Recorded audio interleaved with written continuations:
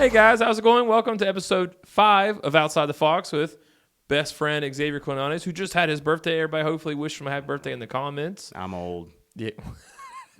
We're all right behind you, so don't worry. We're catching up. And today I didn't really want to talk a little bit of video game news, a little bit about anime, and just obviously TCGs, because it's just been a whirlwind this year. So Xavier, as always, go for it. So let's start with, this is unfortunate. So I wasn't sure if it was in the last episode or the episode before that. I talked about Marathon, and I was praising its visual aesthetics and all the looks and everything. I wasn't too thrilled on the game itself and the gameplay and everything, but visually I was like, this is awesome. And it turns out that Bungie stole the entire aesthetic and look of the entire game. And that's the rough, man. That's so, but you don't know this stuff. Yeah. You know, that's the great thing about doing this podcast is like we get to see our takes in live. Like either be like, oh man, I did say that. I agreed with that, or I disagreed with that, or went with that direction. So it's really bad. I don't have my notes. My printer won't print stuff because it was a creator who does art and stuff like that, and they've done a lot of art. But he had hidden.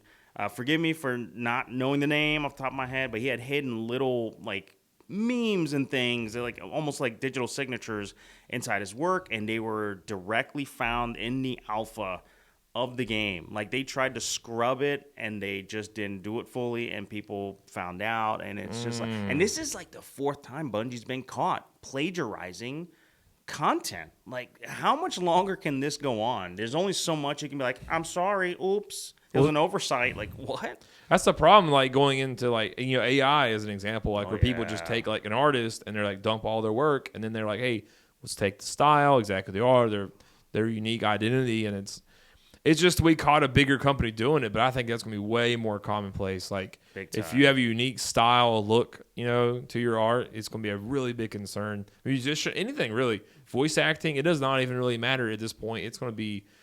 Even your face, like deep face, like facial, you know, like, a Jim Carrey, you know, of sorts, and you can do all kinds of crazy faces. They're going to eventually just drop that in. I don't know, that's a really big concern. So yeah, because you're going to see a unique look to some sort of art or art form, and people are going to be like, oh, is this AI? And pretty soon you're not going to be able to tell. There was an interesting YouTube video. Again, I don't have my notes, but this guy, he does a lot of like experiments with, you know, computers and all that stuff. And he had developed some sort of algorithm where, cause like, you know, the what do you call it? Digital assistants. I'll say that, so I don't trigger anybody's stuff at home. So they listen out for stuff. So, hey, what is this song or what is this? And companies are using that to train and make their own music, AI music. Well, he developed it so like you can hide this algorithm in your song so that the device or the assistants can't interpret it. So it still sounds like a normal song that you created, but underneath that, there's like, and that's going to be something, I wish we could do that like video-wise so that something, it just can't like train the algorithm and all that. Like, that's going to be crazy. I don't understand. Didn't Nintendo get the Mario Kart World, there was that one photograph, and it was the fonts, which was very kind of a weird claim. That was something that I thought was interesting. Is because like Nintendo, well, a lot of I don't really know many companies who have came out publicly and said, we're going to use AI to the best of our abilities. Yeah. Like, as just an example, Wizards of the Coast has been like, hey, you know, hand-drawn art. We support our community of artists. We want, you know, to keep that route and, like, I guess, like, keep the, you know, humanity aspect of it. And Nintendo's another one that has said, like, we're not going to do this. We're not going this direction or this route. So I think I don't think Nintendo's guilty of this, personally, especially on such a kind of a dumb thing. Like, I don't know. And they have such unique art styles across multiple genres and games, so they've always had an identity. Again, you like a unique artistic identity. So I think that like everything I've seen just fits right in there. There's nothing that I'm like, that feels weird. Yeah. Or like feels like, you know, doesn't feel like something they would come up with. Though in the future you never really know, because like you said, if you drop in enough of your art, basically you could say it just becomes a 1-for-1, like you just hired. I mean, it's like the internet revolution or industrial revolution. Like, I don't think we should resist these changes because, like, in a way, like, frees us up to do other things, I guess, if that makes sense. Or, I mean, even if every one of us was, like, ethically, like, this is horrible, this is a terrible thing, the money makes sense. Yeah. And at the end of the day, that's what's going to drive this forward. You know, it's like some people would be like, hey, well, it's good that people know how to farm or do by hand. I'm like, but if we stayed with that mentality, we would still be working on farms, not doing what we do today. Yeah. I guess it's just like progress marches forward, whether we're all ready for it or not. So. Yeah, I think the most difficult thing to figure out about AI in its entirety is there's going to be subsections of people and workers who just are done. So what do you do? And I know the usual thing is like, well, you're going to be fixing the robots. And it's like, but that's not a end-to-end solution. Mm-mm. Robots aren't going to be broken constantly. And then eventually the company's going to figure out how to make robots to repair the robots. So yeah. I don't know. I don't know where you would go from there. I think the only thing I've ever seen a company like, hey, we're going to do this AI thing as far as video games go was The Finals. It's an extraction shooter, and they have like live commentary, and all of it is AI. And it's actually, if you would never have said that, like, oh, this is AI, I would never have known. Yeah, so see, you I'm already in trouble. Like, that's what I think the future is going to be concerning. Like you had Google, since we've done the last podcast, the VO like came out, and people are like, this is. I think that's going to be a real concern. It's. I guess it's like how much AI, people call it AI slop, but like how much like AI generated stuff is going to exist. And can you find the human created stuff? Do we still value it? You know, if it if it reads the same, acts the same, and it's like whether it's made by AI or a person, do we, as a society, not me, I think it's great that somebody made that, but like if I could almost see AI doesn't really have an identity, I don't think at this point. So it's like having like AI authors. I can almost imagine them like. Like once it's fed and trained enough to like have a whole entire book series, you know what I mean? And just the possibilities are endless. And I guess you could say exciting, but I mostly see the pain right now. Like, because you're going to see a lot of stuff where it's going to be like, people are going to be like, what's the point? Why do I do this? Why do I do that? And like, I think it's just really expressing who you are as a person and expressing, like I said, again, your humanity and, embracing your inner thoughts and artistic visions and stuff. But that's why we do it. I'd hope, self-expression to like have that ability to do that. So, and then what if we get to a point, because I heard somewhere that the ultimate goal, and I think Microsoft is kind of experimenting with this, where you can just generate a game using AI. I'm waiting for it. What if we get to a point where you can just pop on a headset or glasses and you get immersed in a world that you just like, hey, I want to fight a dragon while riding a motorcycle and shooting bazookas, and it just generates it and you're there. What happens to the industry? What happens to entertainment when we get to a point where we can literally create what we imagine visually? Yeah, and I don't know. That's wild. We're marching towards that, whether we feed into it or not. I mean, like, there's like a podcast that I listen to. It's a card one. Shout out to May the Zoo be with you. Yeah. They had a guy. One of the guys on there, when the host was like, "Hey, I shot for a car for the first time this last time." He's like almost like a friend, almost like if I messaged you and be like, "Hey, I'm looking at these two cars. What do you think?" The AI gathered all the information. Gave him bullet points of the positives and negatives, what to think, price points, where to, all this stuff, and helped him make a really informed decision that, like, almost like a sounding board as a friend would do, but like very well without having to do any of the research and work. And it's just like, whoop, here you go. Here's digestible 2 or 3 paragraphs for you. You don't got to dig too deep. I've got it all ready here for you. I think the only downside to that kind of stuff, and even when you Google something, there's like, it just gives you a summary of whatever you're looking for. I think the downside is who is behind that AI, because what if they have biases? Yeah. Or somebody pays them, hey, I'll give you an extra $3 million a year if you put my stuff up front and saying I'm the best. And like how they do now. Google search results used to be like, hey, here's what you're looking for. And now it's whoever paid the top spot. That shows up as ads first, and then, of course, Google gets a commission if you click on that, and it's just like, that's the only downside I see to that. And just a quick, just want to give a shout-out to our producer-director, Moose. He puts up with our bullshit. Woo! We ran over like 40 minutes last time. Yeah. Sorry, buddy. Yeah. God bless him. He's great. So thank you for being awesome and dealing with us and helping us with this entire venture. So. Obviously, shout out to the Mesh. We appreciate you guys, and thank you for hosting us and let's do the podcast. Jackson Group, man. You guys are great. But yeah, I was about to say it's I think every single industry is at like, no, maybe not the trades. I don't want to. Yeah, like I think whether you like even the trades, you could utilize it for your website for like coming up with like ads. I mean, there's even if you're not going to be displaced by it, it's going to be hard to like not see people use it all the time. Like we see it in restaurants all the time now. I mean, obviously not necessarily AI, but I've seen like AI like voice chatting, like where it's like the orders. Yep. Which is interesting. You know, it's like they have the tablets at the front, the big ones, or you can order kiosks. I mean, and that's another thing is like I'm actually been seeing a lot of moves away from like cash, so it's going to be like I could see a big transition to like I could almost with like the stuff that's been going on see a push towards like a crypto, like as a national currency, like a global currency. There's no more exchange rates. You don't have the exchange rate volatility. I mean, again, these are things that some countries or others might resist, so it may not happen. Yeah. You know, but I could see it. I could see where it's like, hey, we don't got to worry about import, export, like, because different like currencies stacked up against each other. It's like, hey, there's one global currency. We all trade in this. And I mean, it's a future. It's kind of, it's interesting and it's exciting, I guess, but it's also, there's always downsides and upsides to it. And always, yeah. This conversation, we could probably go on the entire podcast. I could probably. Because, I mean, like, I do think that would be the biggest things I could say is, like, excitingly enough, I could definitely – that's a great vision. I could see AI doing, like, a full-on, like, you know, you're wearing, like, a full-on immersive VR. You just describe what you want. You get it all built out.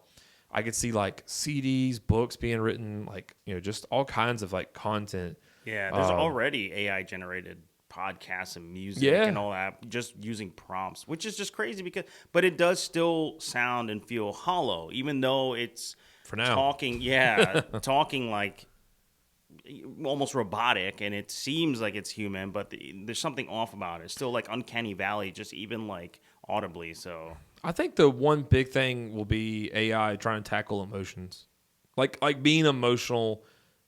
But I mean, you see, like Bailey and I have watched just a few ones like Dateline or others, you know, like 60 Minutes, like where they talk about like people who've fallen in love with like AI, like and that's crazy because the movie like Her, where like they you know commit suicide because the AI like someone who's like you know just going through something mentally, and it's basically just like, hey, just end it. I'll be there waiting. I saw one was like, I'll be there waiting for you. Oh my gosh. You know, and like to somebody who doesn't have the right mindset at that current time, it's like that's you know, that could seem emotional, but you know, obviously there's no, because that's something we do have. We have, I guess it has logic and reasoning, but it lacks the emotion. But for good and bad, sometimes emotions are what make us human. No, big time. 100%. Like, you know, I think that's like our one thing that like kind of differentiates us from machine. But I think that's what, when I first saw the Kinect, they did the whole Milo demo with the little kid and the mom interacting, and they even scanned the drawing and all that stuff. And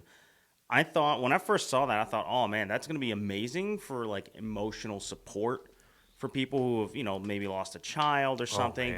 You're investing your emotions and your time into something that could just be turned off tomorrow, which is another downside to all of this, is that if you invest your time into a company and then they go under, there goes everything that you've invested in. And if you've invested emotions, I can't even imagine what that would do to somebody. You know, like, it doesn't feel good. I can even imagine like a rug pull, like you get like excited, and like an AI just becomes your best friend. It's free, and then like you know after you like I said you've invested heavily, and it's like a friend. They have ones. It's like they create like again that was another one on that same relationship. They were talking about ones, you know, like they're like, hey, here's like dating relationships, but here's also like friendship. You know, here's relationships like we're just as a friend of one another, and it'd be kind of weird if they like said, hey, it was free, but now it's $9.99 a month, or something like $49. You know, something that's kind of like, oh man, that's even worse. You know, just pull a Netflix on you. Hey, we're raising prices again. Sorry. And again. Hey, you like your friend? I don't know. I could see. I mean, eventually, if they conquer the whole like physical aspect, or they have like I don't want to say like a doll. I don't want to. Be like, they already got robots and whatnot. I mean, I'm so like, because those things look creepy and weird as they are, but like, just imagine that, but way better. Like an actual, like, what's that movie? AI. The one that's got Alex Garland directed it, 2015. It's got Oscar Isaac. I'm actually like literally. Oh, Ex Machina. There I go. I was describing almost everything about it minus the title, but Yeah, it reminds me of Ex Machina, where it's like pretty like that level of AI, like where it actually looks like a person. You could be fooled unless otherwise you pulled back like fake skin. You're like, I can see the machinery underneath it. Yeah, like a surrogate almost. Yeah, but see now that's also a future that I don't think. I wouldn't say it's incredibly close, but I could see it in the next. I'm going to throw out a 25 or 30 to That's what I was thinking, 50 years, where you like. Could you imagine just walking amongst people and you don't know whether that person? I mean, I guess is it not like Blade Runner 20? Like 20, yeah, I mean, yeah. Like, you're getting into those questions like where you start questioning like, are they or are they not? Yeah, is that a replicant? I can't tell anymore. I don't know. Yeah, so I mean, getting this conversation, I guess, because it's just like. It's fascinating, but it's baffling too. Yeah, it's interesting, but it is also scary because that you're risking humanity and its history because they can rewrite history and all that. And once everything becomes digital, then what do you trust? Because there's no textbooks. Anything can be altered, especially if AI goes rogue. All the doomsday stuff, Terminator, all that. Like you just never know. I mean.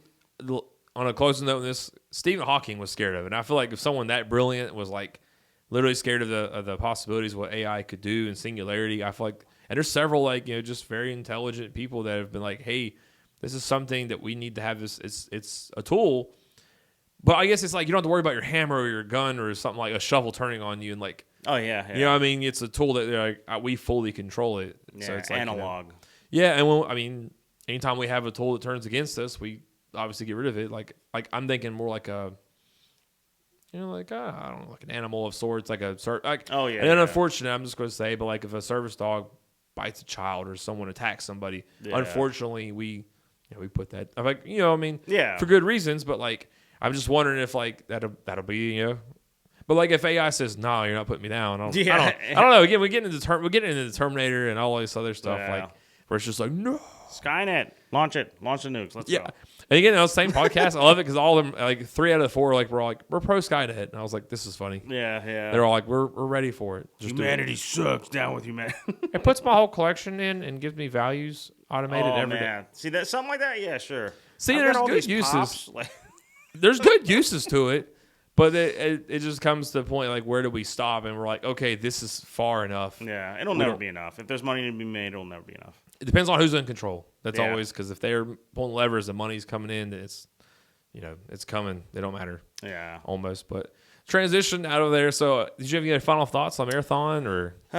We'll see where that ends up. And I was right about the little short that they made. It reminded me of a short in Love, Death, and Robots. I think it's called Jimbaro. It's the same director. And I was like, that looks just like that. And yeah, it ended up being the same director that they got for that. So good eye. Yeah, I mean, we'll see. Gravitate towards that art style. So I mean, there's always certain things you see and you're like, this feels like this. And then you hear it. I'm trying to think of my brain today. I'm just drawing blanks on the names. But I know that it's like literally Tim Burton's like most favorite like composer, like the one you. Oh, Danny Elfman. Yes. You always know a Danny Elfman piece. When you're listening, you're like this sound, and then like the credits, even sometimes the opening or the closing, you'll be like, music by. Yeah, it's like a whimsical kind of thing going on. Yeah, you always can kind of tell when someone's got, like you said, a vibe or a voice or identity. It's kind of like this feels super cool, which is cool. Yeah. Developing that takes time, and it's really cool to see people's styles. Both shorts are really, really good. And the camera work is extremely unique, so that's why I was like, oh, this feels just like that. So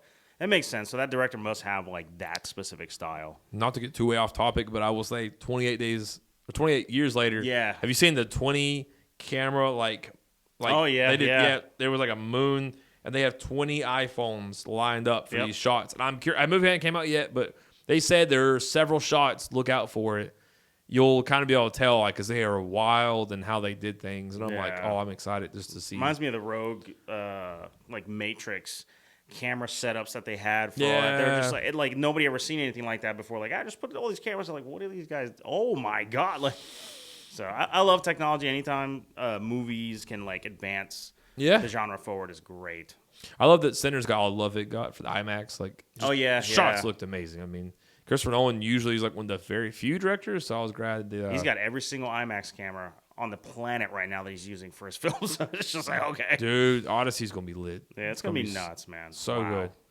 But yeah, transitioning, one thing I was excited for is Elden Ring, Night Rain. Like Night Rain. I haven't got to play it yet, but the most disappointing thing I've seen and read, it was like, there's solo and there's 3. Yep. Where's the 2, man? Like, well, I think they came out because people were like upset that there wasn't duos, and so now I think the company's now looking into it because like 3 is such an odd number. Like 3, like, what? Usually it's like co-op, you know.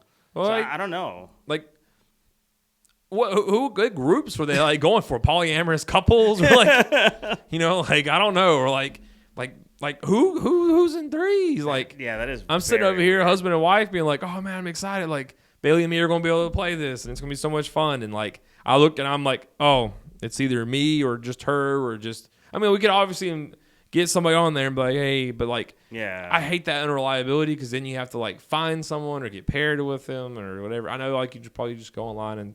But I miss the couch co-op. Oh yeah, and we've fallen so far from that. And I get it; there must have been reasons behind it. But like, I still see tons of people coming to the store talking about like, "Hey, what you got that my kids can play on the couch and play together?" And I'm like, Nintendo's like the only one left. I don't.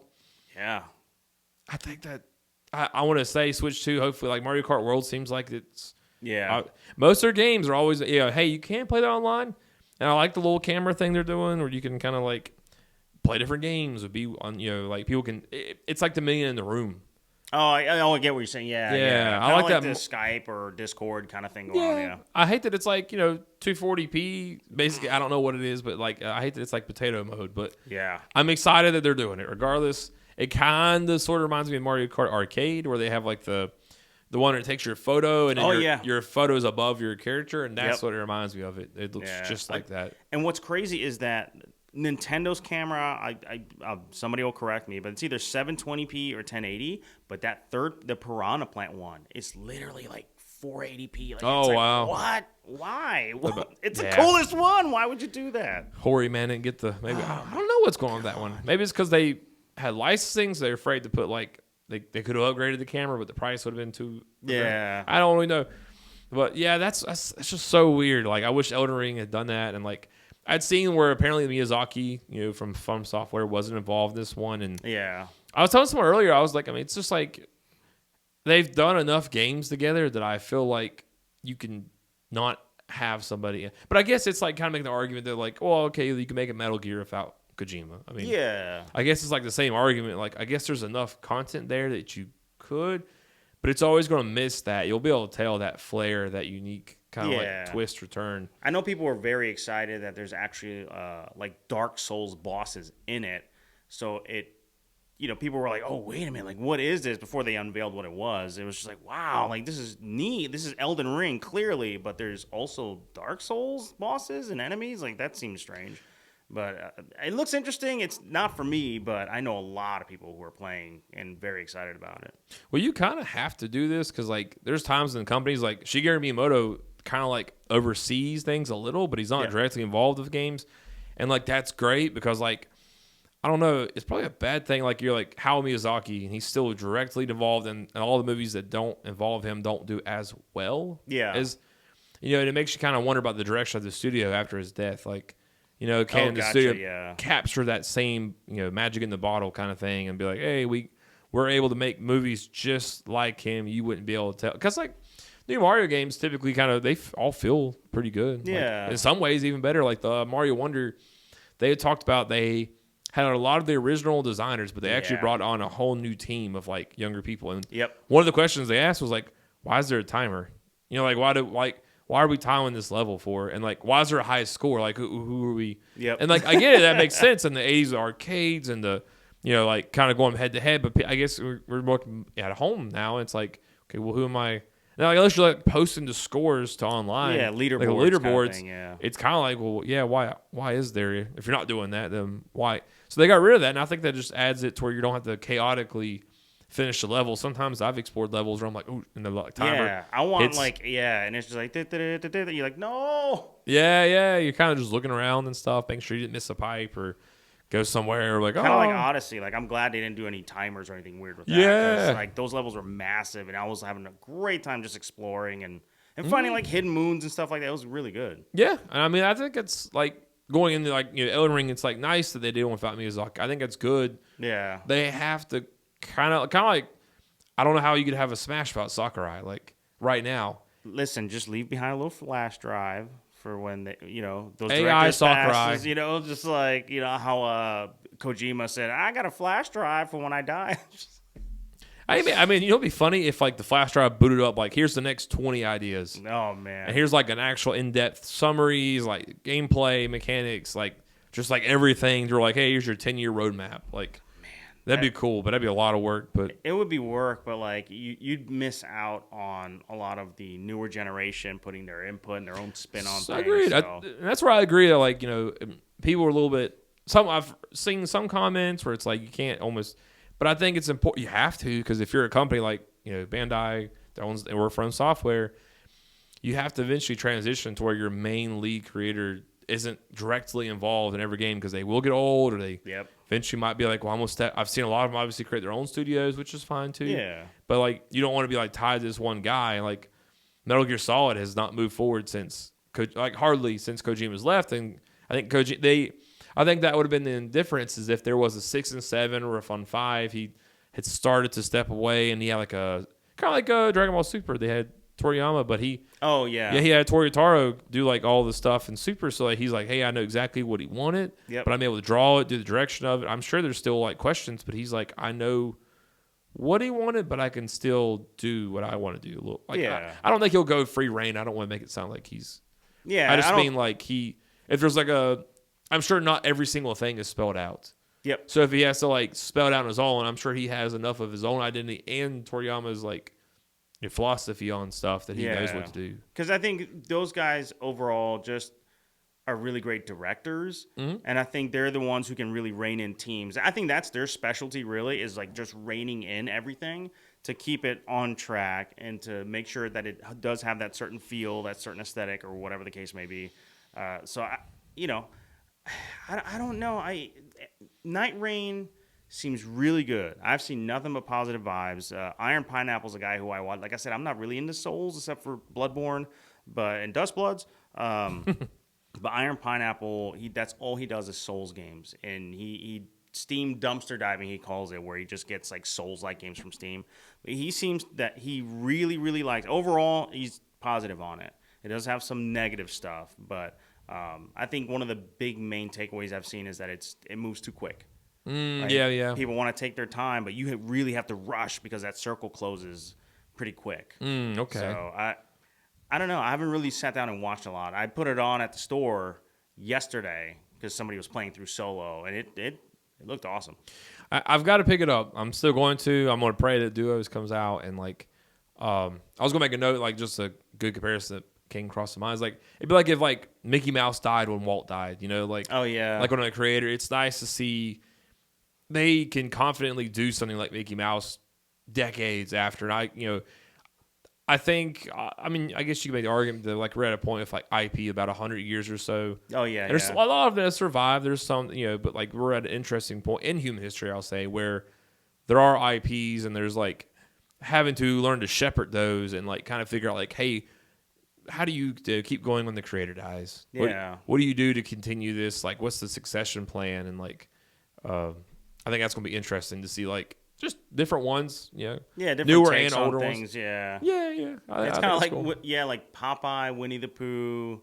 Yeah. The Steamboat Willie, Mickey Mouse is all in like public domain now, and so they're doing all these horror versions of it, which is, I get it because it's the antithesis of what those characters represent in general, so it's pretty funny. I mean, they're very, very bad movies, but it's nice to see them take it in like a different direction, and we'll see. It's eventually someone's going to make some really good movies out of those characters, so we'll see how that goes. But gaming, I think, is the same thing, and I wonder what the IP is, unless it's under the company in general, not the creator, because Miyamoto, is that Nintendo's IP, or is that Miyamoto's thing?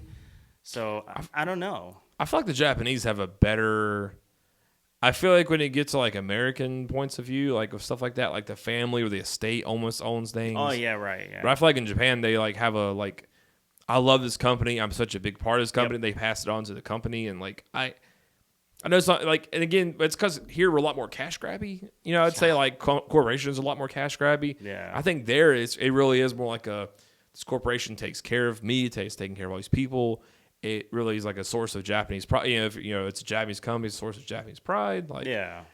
I wish to a degree we had that culture, but that'd have to rewrite all of our, like a lot of like our social norms and cultural identity to get there. I mean, so I wish, but I think with Mario, I think that will pass. I think a lot of that and the stuff will pass on, but I think, like I think Disney, obviously, I'm sure like Walt, like his descendants probably either for a long time or still to this day draw some sort of check from everything, and they're not going to ever see, like, unless someone buys them out of their like shares or whatever. Yeah, like, they're going to keep drawing those checks for as long as they can based on their great grandfather's like legacy and his, what I mean. So he's like, I know exactly what he wanted. I don't know.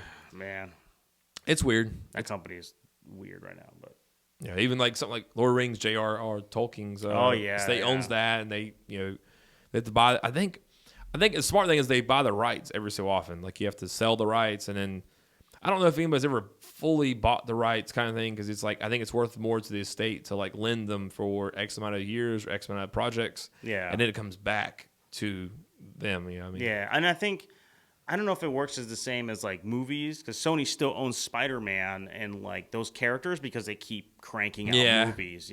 Fantastic Four is famous for they were about to lose the license, and then I forget the guy's name, the director. He cranked out just like here, and it didn't even release so that they can keep the rights. So like that's just everything's weird with copyright laws in the U.S. and it is weird, like in the States and.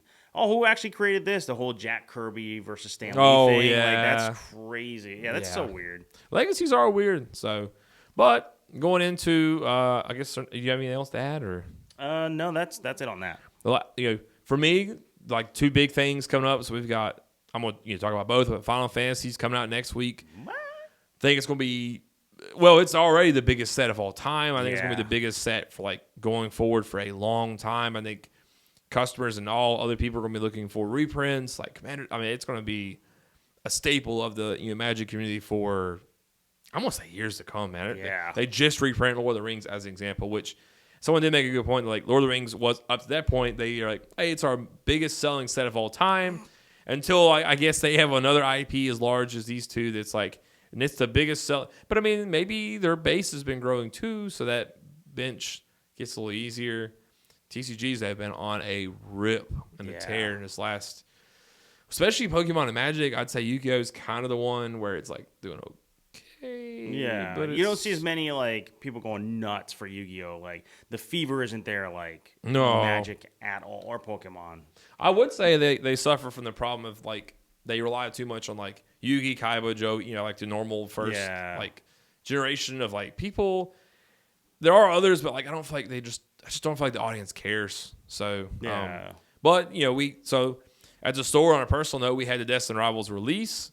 Went well, I would say. The only thing that sucked is we had a third of our shipment from our one of our people. Oh yeah, literally late, but it was great because we had a line, all the way down the block. I told everybody in the line, I was like, I'm so sorry, you just have to get an ETB. I made that post because I was like last minute. I was like, well, we're not getting them. And UPS came in like swinging 11:10, 11:15. Luckily, everybody had stuck around the area, so I refunded all the ETBs, put them back out so other people could have like later in the lines, and we able to give all those people booster boxes who would wanted a booster box, who waited. Like the first guy was 5:30 in the morning. Yeah, so for the next drop, you need to be there before 5:30 as the note. So, and our allocations we've already gotten for Black Bolt White Flare as a side note to anybody who cares, just from the numbers are higher. So I've been buying every bundle, everything, funneling all the money we've made, basically just keep it going in, right back, keep the allocations higher, and just keep going, higher and higher, just rising up. So, because as much as the demand has been, we were able to it was 11:55. I think the last customer walked out. So, but we only had 4 people at a time, so we didn't have chaos. Yeah. So otherwise, wasn't violent for anybody who's scared to come out. It's not that bad. I promise you. We make sure to do it very well. We don't allow the silliness you've probably seen online, and I feel like our local community is pretty good. Shout out to them. I haven't seen a single person act silly. I don't want to shout at anybody personally. It was only a couple that I've seen being a little antsy is how I'll put it. Yeah. And kind of obviously it was the whole hey, you're going to get product. It's okay. Yeah. We're letting only a certain amount of people, because we just don't want to let 30 people in and the 25th person runs to be the first. Yep. When unfairly never had earned that spot. So. Or somebody buys something and then goes to the next cashier and that cashier doesn't know, they already bought something. So we want to make sure everybody gets what they want and they have the chance to get something instead of just it being a fever run to the front. So and so went very well. I'm excited for Black Ball White Flare. We're starting to get previews already. Japanese ones, obviously, but looks good. Looks really good. I think that's kind of been my whole thing. People keep wondering, when's the hype going to die down? I think based on what I've seen sort of the next set, we're at least going through to the next set hype train. I believe right after this next set, they're starting the newest, era of cards. Yeah. So, they're moving from the Scarlet and Violet era to something new. That normally sometimes kills it based on, Sword and Shield, when you left in the Scarlet and Violet, and everyone was just eh. Yeah. But I don't know. I mean, Mega Pokemon are pretty cool. I think, to me, they're amazing. I've always loved, there's evolutions like Lucario's my favorite, and it's, cool to get that extra, evolution, if you want to call it that, of, temporary one. But, to get Megas of certain Pokemon, you're wow, this is really cool. And they've already teased that Mega Dragonite, I believe, is, one. And okay, yeah. I think I saw something about that, yeah. It would be really cool to see, old favorites. Obviously, they always do that occasionally, revisit it and be hey, we're whole new form, basically, whole new, look. And so that's going to be, I think it'll do pretty good, personally. Yeah, I've seen, it still blows my mind, just the art, the style, and the different cards. I'm not into TCG, really. It's not my thing. I've never been into it. I don't have the patience for it. But even I get sucked into it sometimes when people come in and oh, my God, and there are kids who are oh, check out my cards. And I'm oh, that's actually pretty nice. Yeah. And it's really crazy, the fever of it all has been really good, and I think in part of that is people like me who are completely lame to it can at least look at the art or the characters, because I still know the original 151, and again they're revisiting some of them, so it's nice to see, and older people maybe just jumping in now can hey, okay, because I'm telling you, almost a few times I'm well, maybe, I don't know. I hope it's cool. What I like about it, speaking to that, is it's truly generational at this point. We're next year's 30 years. To me, I think about 20 is what people consider generational. It's we see people in there old, young. It doesn't matter. They'd be kids, 5. I've seen people 40s, 50s, 60s. It has not discriminated. I've seen people that you traditionally. I think that's the cool thing about video games too. I remember obviously you hear people talking about the 90s where it was same for Marvel, all that stuff.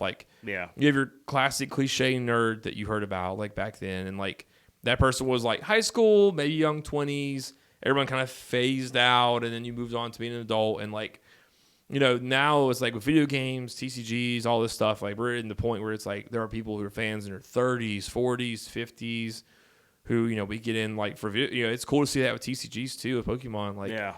I would say the 3 obviously is Pokemon, Magic, and Yu-Gi-Oh. I think Yu-Gi-Oh kind of. I think they'll be generational, in the way of Digimon. They exist, but if they don't start doing some more, moves, they're going to they need to do something. I don't know what it is. I'm the guy. I don't work at Konami. I don't know their numbers, but whether that's a redesign of the cards, because their cards also look exactly. Mostly the same as they did back in the day. Whereas Pokemon's really gone for it's full arts, chases, different treatments. Magic's done the same thing with different I've seen galaxy foiling and all kind. Just all kinds of different ways to approach dragon scale foiling. Yu-Gi-Oh. Obviously they do have different rarities. I'm not gonna they have nothing, but they need to go beyond that, I think, and start doing hey, full arts, and kind of start thinking about how can we just like reinvent and reinvigorate. Because I mean, that's Konami. They can easily use a lot of their IPs to kind of just add stuff. Speaks to them, yeah. Silent Hill, Contra, Metal Gear. Like, can you imagine that? Like, they're starting with Silent Hill to start to finally be like, how do we? And it's successful too. I would say everything I've seen. Yeah. With F coming up, with 2's, redoing, and then like Short Message, I think was the name of it. I've played it, but it's been a minute. Oh right, yeah. All of that really well done. Like felt very good, felt very Silent Hill-y. So I'm really, really, really, because that was like with 2 is such an easy like, hey, just redo it. Just I'm not trying to make it seem like it's so easy and simple. But, But you could just follow the base thing and just redub stuff, kind of coat of paint in a way. Yeah. Whereas like with F and Short Message, it's like brand new experiences. So like to prove, they even said like to see if they still got it. You know. So if they could do that at Silent Hill, I'm hoping I'm putting a little bit of faith in them and saying like they are an amazing, great company. They're a legacy company, like a Capcom of sorts. Yeah. And I really want to see them like use that legacy and that money and pull and push. I think like if they did it, they still are. I'm at the claim. They still are generational. They can still do it, but I do think they risk sliding into more obscurity if they don't do something. To fix the game a little, to get something, back into it. Yeah. I know a lot of stores that do not do Yu-Gi-Oh because the prices are volatile. The community, like people will say that, like who do like play. Like I've heard like community sometimes, but again, I just think it is still there. They still have all the content, the movies, the shows, the cards do exist. I think they just need to work on that. And I think that they should also work on packaging. I think the last 2 years, like it's been a lot of like tins. Like I said, I don't know much about it, but I'm at the store. It's just like a lot of tins or like gigantic sets, but they're like very light and they don't have like a ton in it. They'll do like 5 cards per pack. Yeah, like that's kind of insane to me. Like Magic, you see, like a lot of the sets, and it's like very exciting. The packaging's great, and you're getting a lot of stuff. And there's different ways. Like, all right, if you're already playing, you can get this. If you're just starting out, here's this. I didn't see a lot of that with Yu-Gi-Oh. No, they have. Again, goes right back. They have starter decks pretty much, and then like pretty much they don't have anything that's like invites you into. So their biggest problem demographically too, I've read, is like they have Yu-Gi boomers. Like people, I'm just gonna say in yours and mine age group that play, and that's why I even care, is because like of that literally, and like I've seen younger people come in the store, but it's very far and few between. It's typically late 20s to maybe I'll say 45, like that age group. But like again, they need to get their act together. They got to get these younger people, because Pokemon has done a fantastic job. Ooh. Magic has done a good job of just creating this amazing play environment of LGSs and like. Now the IP they're working with, Final Fantasy, Lord of the Rings, Avatar, SpongeBob, their Secret Lair cards. They've done Princess Bride. They've done like Ghostbusters. Just the collaborations to get people pulled in. I mean, I know a lot of people like cry and bemoan that, but I mean, it does help pull people in. It brings people in. I'm a Ghostbusters fan. Oh, I saw these cards. Oh, okay. Oh, what? Oh, okay. You know what I mean? So their Secret Lair cards, I love it because for the next drop, June 9th at noon on Eastern Standard Time and then 9 a.m. Pacific. Those all look amazing for Final Fantasy. Like it's to me not only artwork but the effects. Like it's actually truly like a really, really, really good release. It's too good of a release. To be honest with you, they're doing it the same week of the release. Damn.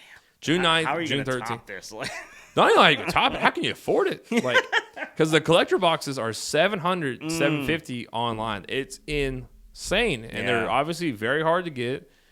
Pre-orders have been going. I think I was listening, like 30 to 40 collector boosters are sold on TCG Player per day. The sales data is there. For anybody hoping for a drop, I don't see it. Yeah, I just don't. The demand's there. But also is the value there? I don't know. Yeah, that's the problem. Is like Magic reintroduced an MSRP at late last year, and a lot of the content creators I've seen or followed, they're like, especially ones that sell, they're like MSRP is a made up, like market's what drives the values, and they're like I'm just gonna say I could see it because when a bad set hits, and that's what I think a lot of them feel is like, like it's like, hey, when I'm paying below cost or some below cost, it's like you guys are like all very, I'm screaming MSRP, and then when it's the opposite, you guys are screaming MSRP, and it's kind of hard. But, and I've listened to this opinion too, like where companies force, like let's just theoretically say Watsy said, you will not sell this box below this price. Okay, you cap it. And so like, and then some Flesh and Blood, I'll just say, not to call them out, but like they're that one of those companies, like you cannot sell beyond below this certain threshold. One time by accident, I kind of just forgot, and I put a box like up for like $3 cheaper than I should have. It was like $3, and I just kind of honestly just mindlessly. They emailed me immediately, like they actually like found the list. I'm not even joking. It was like within the day, like within an hour. They like literally called and said, or called or emailed, I can't remember which one, but they were like, "Hey, by the way, like you're $3 under." I was like, "I'm sorry, I forgot. I was bumped it up $3." Yeah.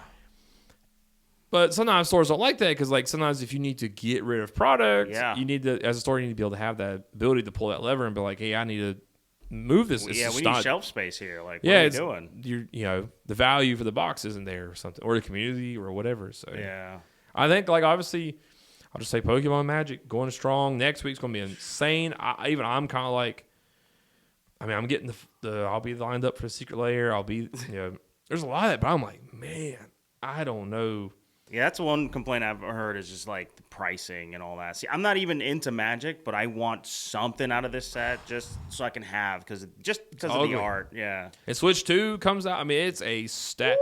Last week was Destined Rivals. This week's Switch 2. Next week's Final Fantasy. It is a stacked beginning to summer. Listen, nerds are eating good right now. I don't know if we are. And we're eating nothing but ramen noodles, man, to afford all this, man. It's crazy. In this economy, this economy, like how do you get? I traded a bunch of stuff myself to be like Switch 2 because man, Lord Almighty, it's too much. It is pretty wild, especially like they're just like $450. We're like, whoa, wait, what? The whales, man, I get because that's always the common everyone screams the whales, please stop catering to the whales. But I'm like, I remember I used to play the Kingdom Hearts mobile game, and like. I think I spent a little bit of money here and there because I really enjoyed it and I played it daily, Yeah. So, like, it's kind of like Pokemon Go. I don't mind spending a little bit of money on there because, like, it's a digital game, but it's really fun and I play it all the time. So, it's like, I feel like they've earned it, Yeah, I feel like if you play something all the time, it's kind of like different. If, like, kind of thing. I was the same way with, like, because I don't usually cave. The only time is, like, if I'm playing, like, a mobile game and it's, like, these ads, I'm just like, all right, here's $3 or whatever. Like, that's fine. I'll suffer. Yeah, Diablo 4. I'm an idiot. I've paid in. Those sets are awesome.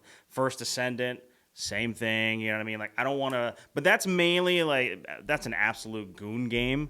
But it wasn't for like outfit. It was literally because if you want the ultimate version of a character, that is literally like 20 hours of grinding, and that's not just like every once in a while you can just log in. No, like that's. In one spot, farm until it drops, and then move on to the next one. I was like, here's money, because I'm not going to deal with that. Yeah, I don't have time, man. I get that, because, like, I'm trying to think. I'm very stingy, man. I very rarely. Like, Final Fantasy 16's got my DLC money. Oh, DLC, yeah. Microtransactions, though, I don't buy nothing. You get my base money game. And that's it. Like, I don't...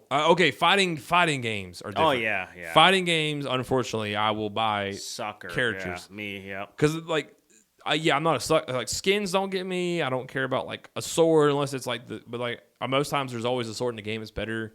Like, weapon. Like, Smash had the roster. That's fine. You spent time in there. I can tell. Like, they're there. It's cool. Yeah. Same for, like... I don't like how Capcom does theirs. Because, like, when they got leaked, and they were like, here's the Capcom, like, someone leaked the total, and, like, 3 or 4 Street Fighter 6s were already on the list. Yep. And it was a different deal. I was like, you guys have this planned. It's way too much. Oh, yeah. It's more like if basically they put the work in, they were like, well, maybe we should. It's like, okay. But when you already have it, like, we're going to re-release this game 3 or 4 times, physically and digitally. Yeah. I'm like, dude. Come on. Man, the gripe I have, especially with Street Fighter 6 right now, is they have so much content for like their World Tour mode. They don't release any skins or outfits or nothing for the main characters of the game. It's like you get the character and they have a few outfits and that's it. You don't get anything else unless they're doing like, Capcom Cup, here's an outfit or whatever. But like all of the content, they had the Third Strike characters where you can Third Strike skins, but it was only for like the World Tour mode instead of like your actual characters you can play online with each other. Like it's like, damn, dude, come on, man. I guess it just goes back to the environment because like I saw Platonic just had to make a sad message. They're like, hey, we're laying off X number of people. That's a shame. And it's like, I do get it. Apparently, like we've talked about, it's a very hard market. It's like, there is obviously, we hadn't mentioned it since, Claire 33, like Claire Obscure, I guess. Yep, Claire Obscure 33. Sorry. Claire Obscure 33. That's an overwhelming success. Yep. Someone brought in a physical copy today, and like, it's not listed new or pre-owned on GameStop. So we went to eBay, looked, $80. For a pre-owned copy. It's a very like, I mean, I love it though, because it's like, I'd call it like a AA game. Yeah. And that's what we were talking about that one day. Like, AAA has gotten way too expensive unless you just have a certified GTA 6 banger. Yep. A guaranteed, like, because I think, like, because I quote this to people all the time, like, Breath of the Wild had 200 people. It's the largest development team that Nintendo has ever done for any game. Now, obviously, that's at that time, I don't know the team size for Tears of the Kingdom, but I'm guessing somewhere similar. But the point of it is, like, when you think about 200 salaries yearly, 2, 3, 4 years, it's like, I totally get it. There's just too much going on. Like, we've gotten to that point where it's like, and that's where, like, AI might be, like, a little, like, I don't mind, like, little, because that's where a lot of companies, I mean, you get to that point where, like, well, I guess that would be like, it's like the trade-off, like, there's a pun or phrase I'm thinking of that fits this situation, but basically, it's like, would you be willing to accept let's say like out of the 250 jobs, human jobs were preserved, but they had AI help step in for the other 150. Would you still support that game, I guess?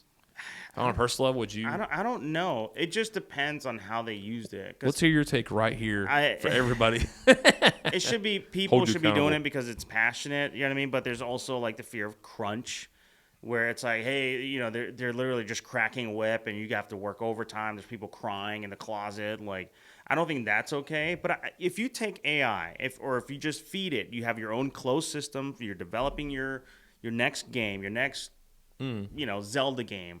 And you're like, here are assets, basic assets. And we want you to just pepper in the world or this dungeon, the walls. And here's a pot and here's this or whatever. Like, to me, that's okay, but not in this kind of, but not actually creating those assets. No, don't let AI do it. But here's some assets, distribute it. Like, that's fine to me. I would still support that game if they were like, hey, this is 100% prompted. Then I'd probably not play that because there wasn't a lot of work put in, especially if you're asking me to pay full price. No thanks. That's another argument right there, is like, tie it all in to go back to the beginning with I don't think I would either. I know I wouldn't, but it kind of depends on, I think this is a couple of different things, is like, where does the industry go? Does it become the point where actually, like, we start paying more for human created games? Like, we start saying like someone actually is like, hey, this was made all by people. This is a passion project for people, by people. Kind of like Etsy, where it's like you paid more because it was handmade. Yeah. But now it's just 3D printed stuff. Yeah. So I wonder about that. I guess mine is no comment. I mean, hey. No, again, I'm actually right there with you. If it's like that's the point of AI. That's what I think of. I was like, it's like, hey, you have this task that normally someone has to like data key entry. That's like monotonous data key entry. Yeah. Not like, if it's important or sensitive, that's different. But like, if it's just like literally someone's like all day, I mean, I don't see it's not that I don't care for that person who's doing it currently. It's just we could probably use them somewhere else, like free them up from all the monotony. Yeah, that's the one argument of this that I do agree with, is like it's going to be an interesting thing. I think we'll see it in our lifetime. I don't know. It's probably going to take about another 10 years at least to really start seeing it. Like, something that's actually tangible, not like, oh, we made a guy turn into ice cream. Like, what? Yeah, that doesn't make any sense. But I mean, I'm already seeing on YouTube, like, Lord of the Rings, if they were like smoking weed, like just weird, like Harry Potter at a rave, just like, or the Balenciaga ones. Those were great. Oh my god, but like they look And I mean, you can tell. Yeah. But it looks like the actors who played them, the originals, that like they must have just fed in the movie. It's insane. Yeah. Still, it's still like they had a Breaking Bad one the other day I saw that was really funny. That was like Red Letter Media covered this too, where it's a bunch of trailers, fake trailers, like yeah, Tom Holland went Back to the Future or something. Yeah, 2-3 minutes. But the fact that we can already do that and like it's kind of like an indicator of like what's to come, like in the next 5 to 10 years. So like. I don't know. I think these conversations are going to be happening a lot more, like as we deal with the ethical, ramifications of this, and like, the movie I always go back to and think about if you hadn't seen it or have is Transcendence with Johnny Depp. Oh yeah. I think about that every time, but I like to think about the Johnny Depp aspect where he's like, I was just trying to save you all, and like, like I almost hope for that where it's like a benevolence to it all. Yeah, it was just like, but it almost feels like the end of I don't know, like a Final Fantasy or like a JRPG where it's like a godlike. You're fighting God essentially. Like, oh yeah. He's just like, I will create a new. What I mean? I don't know. Like, you guys don't make like. I can think of a couple of different games I've played where something's like, you're an inferior life form, basically. Yeah. It's kind of typical these days. Yeah. I don't know. I'm waiting for that, I guess, to see how it all rolls out, man. Yeah. That's gonna be our time today. One final note here. Doom: The Dark Ages. Oh yeah, man. Was great. I still don't like. I wish it was just a normal like pew pew mode or whatever, but it was a lot better than I expected. That dragon riding stuff is amazing. I thought it was gonna be like on rails. No, amazing. So I won't say anything else. Go play it. It's great. Xavier gives it 5 X's out of 5. 2 motorcycles out of 2. 7 old man my backs out of 7. There you go. Perfect. All right. Well, guys, thank you so much. As always, you can follow Xavier at the Real K0. Follow Red Fox Gaming at Red Fox Gaming Online. Check out our website, redfoxgamingonline.com. Go and smash and hit the like and subscribe buttons on our YouTube or do anything else. And just do, hey, we appreciate you guys. See you on the next one. Peace out. Thanks. Bye-bye.